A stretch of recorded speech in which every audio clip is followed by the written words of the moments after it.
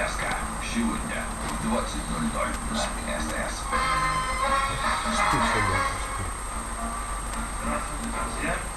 С вами Дмитрий Крылов и моя программа «Нифиговые поездки».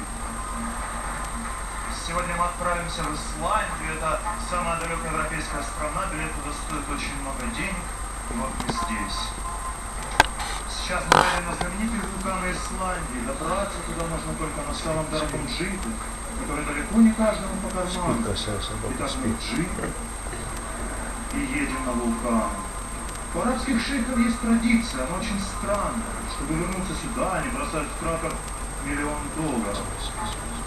Наш чемоданчик исчезает в лаве. И все-таки, знаете, что-то в этом есть. А сейчас мы находимся в музее Исландии перед 300-килограммовым бриллиантом. К сожалению, он не продается. Шутит директор музея, оформляя сделку.